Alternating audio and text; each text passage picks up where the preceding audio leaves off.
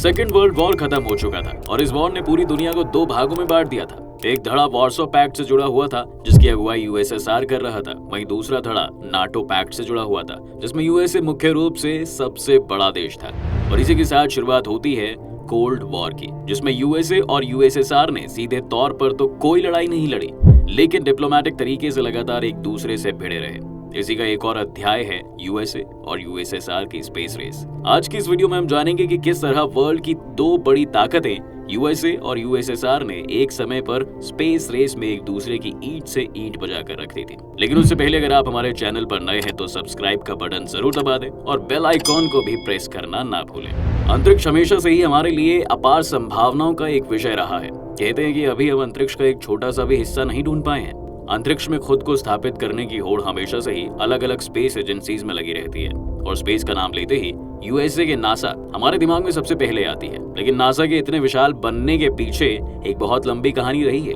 USA और USSR एक समय में स्पेस फ्लाइट अचीवमेंट में अपनी टेक्नोलॉजिकल जीत हासिल करना चाहते थे। इस कहानी की शुरुआत होती है 1954 में, जब अमेरिका स्पेस पे एक आर्टिफिशियल सैटेलाइट भेजने की बात करता है। इसी के अगले साल अगस्त 1995 में सोवियत भी इस जंग में कूद पड़ा और कह दिया कि वह सबसे पहले अपनी सैटेलाइट को अंतरिक्ष में भेजेगा। इसी के साथ शुरुआत हो जाती है एक स्पेस रेस की, जिसमें दोनों ही देश आगे जाना चाहते थे। इस कहानी का सबसे पहला बड़ा मौका आता है 4 अक्टूबर 1957 को, जब सोवियत संघ अपनी सबसे पहली आर्टिफिशियल सैटेलाइट स्पुतनिक 1 को स्पेस में लॉन्च कर देता है। उस समय सोवियत ने जो टेक्नोलॉजी अपनी मिसाइल को अंतरिक्ष में भेजने के लिए इस्तेमाल की थी वो थी इंटरकॉन्टिनेंटल बैलिस्टिक मिसाइल। इसके साथ अब सोवियत यूनियन इस स्पेस रेस में यूएसए के एक कदम आगे निकल जाता है, जिसके कारण यूएसए में तनाव की स्थिति पैदा हो जाती है, जिसे स्पुतनिक क्राइसिस का नाम दिया जाता है। और लोग समझने लगते हैं कि टेक्नोलॉजी के मामले में उनका और यूएसएसआर का कोई मुकाबला नहीं है। इस मिसाइल के लॉन्च के कई फायदे उस समय यूएसएसआर को यूएसए से ऊपर दिखाते हैं, जैसे कि उनका मिसाइल बना लेना जिससे वो दुनिया के दूसरे कॉन्टिनेंट्स तक अपने न्यूक्लियर बम को भेज सकते हैं। ठीक इसी के एक महीने बाद 3 नवंबर को यूएसएसआर फिर से एक और मिशन, जिसे स्पुतनिक 2 कहा जाता है, उसे लॉन्च कर देता है। इस मिशन में उन्होंने अपनी सैटेलाइट के अंदर एक कुत्ते को भेजा होता है जिसका नाम होता है लाइका। और अब फिर से यूएसएसआर आगे निकल जाता है और पहला ऐसा देश बन जाता है जिसने किसी भी लिविंग ऑर्गेनिज्म को स्पेस में भेजा है। इसके 2 महीने बाद ही जनवरी 1958 को यूएसए भी अपना पहला स्पेस एक्सप्लोरेशन मिशन लॉन्च कर देता है और उसका नाम होता है एक्सप्लोरर 1। इसमें एक्सपेरिमेंटल इक्विपमेंट लगे थे जिसने बाद में वैन एलन रेडिएशन बेल्ट की खोज की।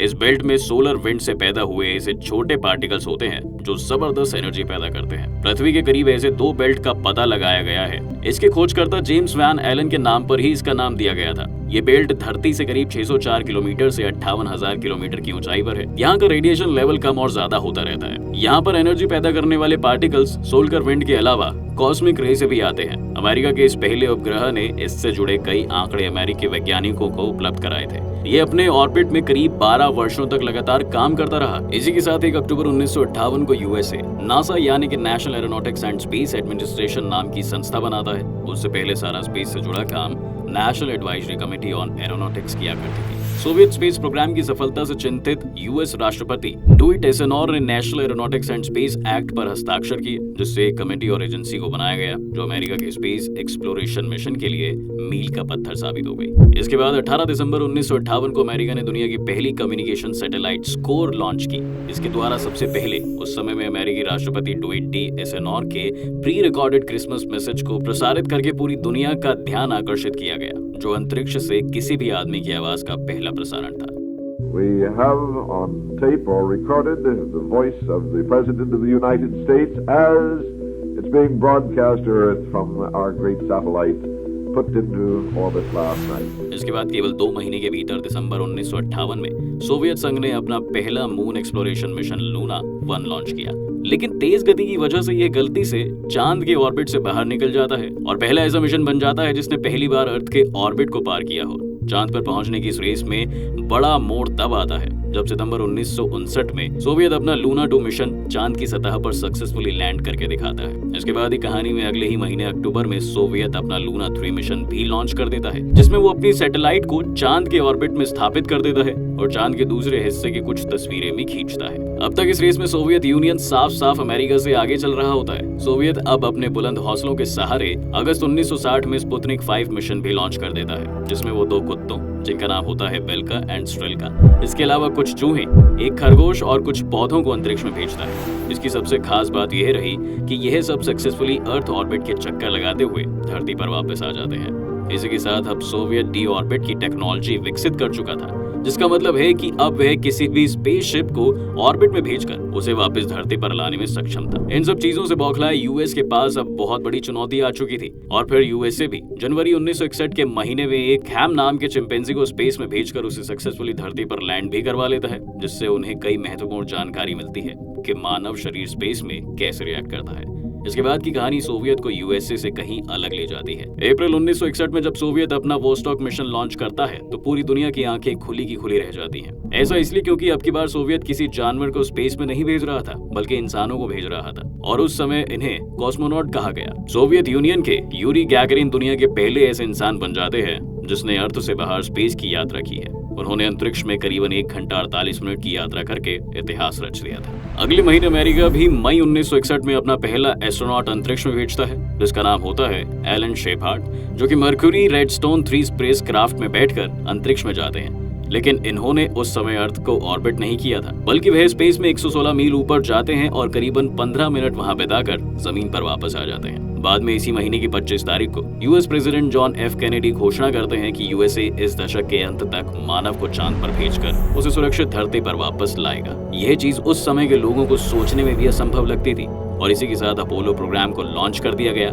यूएस सरकार ने नासा का बजट बढ़ाकर लगभग 2 गुना कर दिया था। वहीं दूसरी तरफ सोवियत लगातार नए नए कीर्तिमान बनाता जा रहा था और यूएस की चांद पर आदमियों को भेजने की उनकी सोच सोवियत को महज एक मजाक लग रही थी। अब 1963 में सोवियत ने वोस्टॉक 6 मिशन लॉन्च कर दिया था, जिसमें उन्होंने पहली बार एक महिला को स्पेस में भेजा था और वो भी एक सिविलियन महिला को। इस मिशन में वैलेंटीना तेरेश्कोवा नाम की इस महिला ने पूरे 48 बार अर्थ को ऑर्बिट किया था और वह लगभग 3 दिन तक अंतरिक्ष में रही।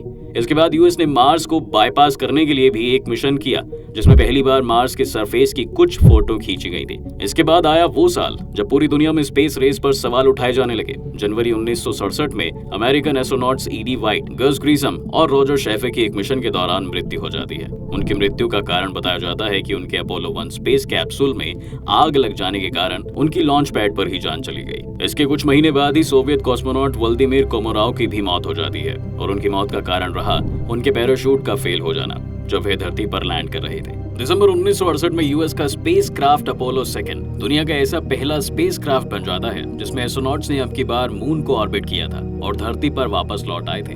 अंतरिक्ष की दौड़ में अब यूएस हमेशा के लिए सबको पछाड़ने वाला था।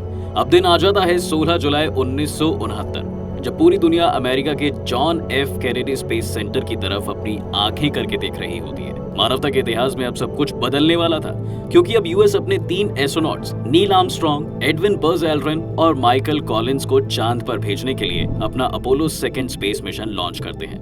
इसके ठीक 4 दिन बाद 20 जुलाई को अपोलो 2 का लूनर मॉड्यूल ईगल सक्सेसफुली चांद की सतह पर लैंड करता है। लैंडिंग के लगभग 6 घंटे बाद 21 जुलाई 1967 को रात के 2:56 पर मॉड्यूल का दरवाजा खोलकर नील आर्मस्ट्रॉन्ग एक सीढ़ी से नीचे उतर कर आते हैं और अपना पहला कदम चांद की सतह पर रखते हैं। इस पल ने मानव इतिहास में एक नए पन्ने को जोड़ दिया था। नील आर्मस्ट्रॉन्ग चांद पर कदम रखते ही कहते हैं, 1 small step for man, 1 giant leap for mankind. पूरी दुनिया के अखबारों में बहुत बड़े स्तर पर इस घटना की हेडलाइंस छपती हैं और अब दुनिया मान चुकी होती है कि इस स्पेस रेस का विजेता यूएसए है। इसके बाद दिसंबर 1972 तक यूएसए की नासा 7 मून लैंडिंग मिशन करती है, जिसमें से 6 सफल होते हैं और एक पूरा नहीं हो पाता। तब से लेकर अब तक नासा ने कई कीर्तिमान बनाए और दुनिया के बाकी हिस्से उससे सिर्फ देखते ही रह गए। आपको यह जानकर आश्चर्य होगा कि यूएसए के अलावा आज तक कोई भी देश चांद पर अपने एस्ट्रोनॉट्स को नहीं भेज पाया और इसी के साथ लगभग 2 दशक चली यूएसए और यूएसएसआर की स्पेस रेस का अंत हो जाता है। बहरहाल, अगर आपको ये वीडियो पसंद आई हो तो वीडियो को लाइक करें और शेयर किए बिना बिल्कुल मत जाएं। इसी के साथ मिलते हैं मिस्टिकल लैंड की किसी और मजेदार वीडियो के साथ।